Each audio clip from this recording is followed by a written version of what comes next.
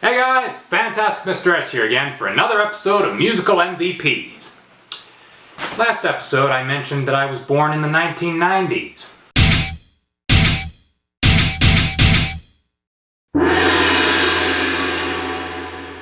I was there when you could buy a full cart of groceries for only 20 bucks, when video cassettes and the N64 were all the rage, and when rockers gave the biggest middle finger to the establishment since the Sex Pistols. The trouble was that I was only a toddler at the time and couldn't embrace that stuff, except for the videos in the N64. But if you could, then you were lucky. Alright then, let's start naming all the MVPs for the age of the slacker. Judas Priest, Painkiller. It was around this time where metal was on its way out and grunge was on its way in.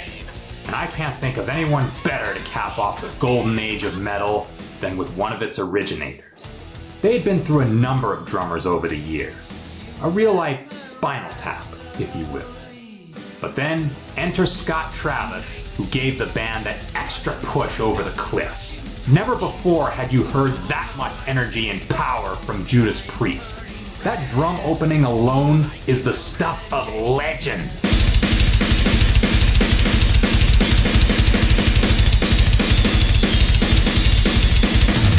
Sadly, it was the last album they put out before Rob Halford quit and they broke up. They wouldn't make another with him for another 15 years at least. But if this was the last hurrah for classic metal, then Judas Priest made sure it went out with a bang. 1991 was a big year for mainstream music, perhaps the biggest in history. And I'm not just talking about Nirvana and Pearl Jam putting out albums. Everyone you could think of was releasing a hit record that year. I'm talking Ozzy Osbourne, I'm talking Metallica, I'm talking Guns N' Roses, Red Hot Chili Peppers, Soundgarden, R.E.M., Genesis, U2, Van Halen, Smashing Pumpkins, Alice Cooper. You name them, they did it. And as for who to name the MVP of that year, I wasn't sure whether to give it to Ozzy, Guns N' Roses, or Genesis, because they all released some great material in that year. But you know what? I think I'm going to give the award to Guns N' Roses for their Use Your Illusion albums. They could have easily rested on their laurels after Appetite for Destruction. But I'm glad that they didn't. Instead, they made not one, but two albums worth of songs that not only kept true to their roots, but expanded their sound too. November Rain, for example, is particularly phenomenal. I know it's hard to keep an open heart when even friends seem out to harm you. Sadly, Steven Adler was kicked out before he could lend his drumming to the songs, except Civil War. But Matt Sorum, he proved to be a fine replacement on the drums. In fact, in a way, it may have saved Guns N' Roses from being stuck in the 80s. As with the addition of Keysman Dizzy Reed. Just goes to show that their sound could easily transcend musical trends. Alice in Chains, Dirt. Of all the big four of 90s grunge bands, Alice in Chains is the band that I relate to the most. They also feel the most timeless. And I think taking some of that metal influence from the 80s helped. Pretty ironic for one of those bands that wanted nothing to do with metal, because it paid off, especially on this album. It picks up from where their last album left off, but gives us even better songs, among them being Rooster, a personal favorite of mine. Yeah, they come to snuff the rooster. Oh, yeah.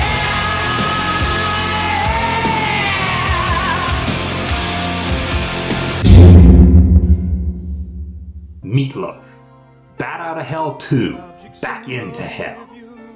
When an artist spends years out of the spotlight, it's rare for them to even make a comeback, let alone make a sequel as good as the original.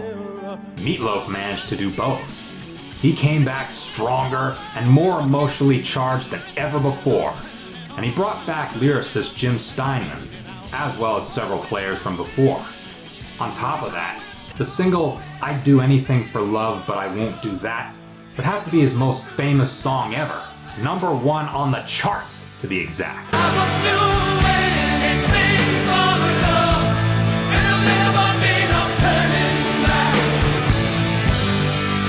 If that's not impressive for a classic rocker, I don't know what is. Alice in Chains, Jar of Flies. Who'd have thought an EP could make it onto this list? And what a great EP too. It's mostly acoustic, but also throws in some electric guitar when it's needed. Gives it a nice balance. Nutshell, for example, is another great display of lead singer Lane Staley's raw vulnerability. And yet I fight this battle all alone. But then we've got No Excuses. Not only does it sum up Jar of Flies' sound perfectly, but it also puts the band's most distinctive feature on full display: the vocal harmony between Staley and guitarist Jerry Cantrell. Find me sitting by myself, no excuses that I know. Alanis Morissette, Jagged Little Pill. No one could inject angsty girl power into the music world quite like Alanis Morissette. She was raw, honest, wild, and emotionally unhinged. Pretty much everything Taylor Swift wishes she was. It's like rain on your wedding day. But it's not just bad breakups she sings about. She also talks about bad decisions and the struggles of life. You can tell she had been through a lot. And the results on these songs, they speak for themselves. But before we move on to our next MVP, I'd like to do something a little bit different and give an honorable mention to Toto for their song, I Will Remember. It is a phenomenal song. One of their best, actually. It's a song that really deserves more love, because Toto's really grown creatively since their hit-making heyday. Had the sky to myself, but it wasn't alone.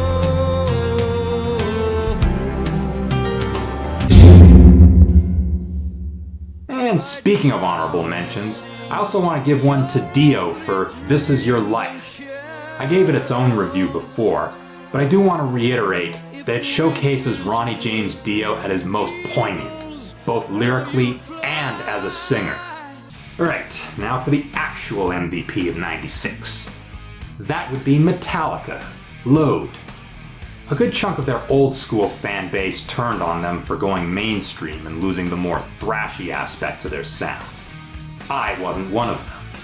Maybe it's because I remember getting exposed to their 90s material first, but the songs off of Load are classics in their own right.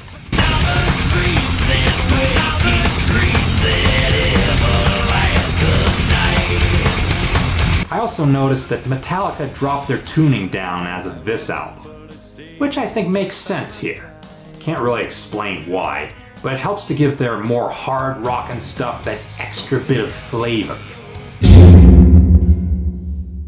Foo Fighters, The Color and the Shape. After Kurt Cobain died and Nirvana folded, their drummer Dave Grohl went on to create a new band. And come the release of The Color and the Shape, that new band that was the Foo Fighters really took off. For one thing, it helps that he got an actual band together this time instead of playing all the instruments himself. But the songs themselves, they just kick ass. 1 in 10. 1 in 10. 1 in 10. They're no Smells Like Teen Spirit or Heart-Shaped Box, but they weren't meant to be. The Foo Fighters were always meant to be their own thing. Well, they managed to be just that, and rival Nirvana's success, and have thrived ever since.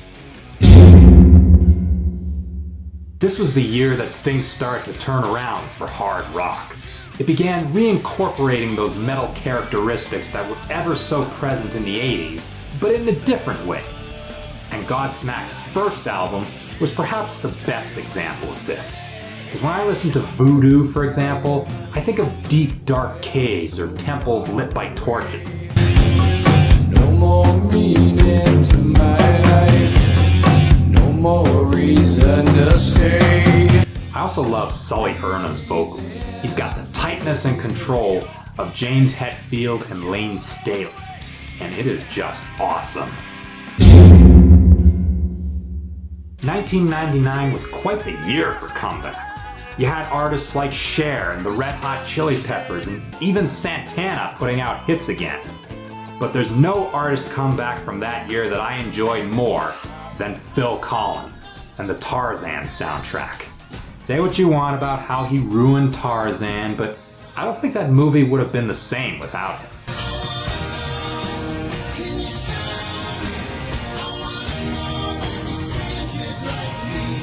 I mean, you can't deny that the songs themselves, they're just spectacular.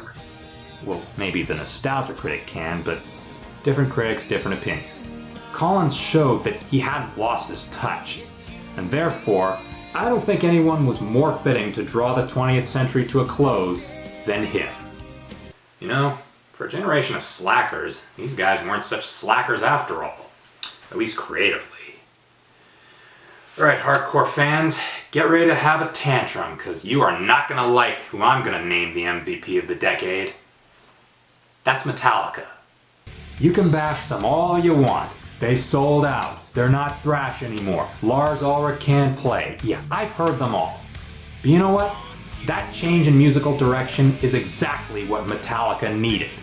They not only helped to keep hard rock and metal alive, but they left an impact on that community that would carry over into the next decade. They were constant. They were timeless. Just like the Beatles, Zeppelin, and Phil Collins before them. So I think it's fair to say that Metallica ruled the 90s with an iron fist. But the 90s would be the last great decade for music. The next one would be a, well, mixed bag, to say the least. But that's for the next episode. Until then, I have been your host, Fantastic Mr. S.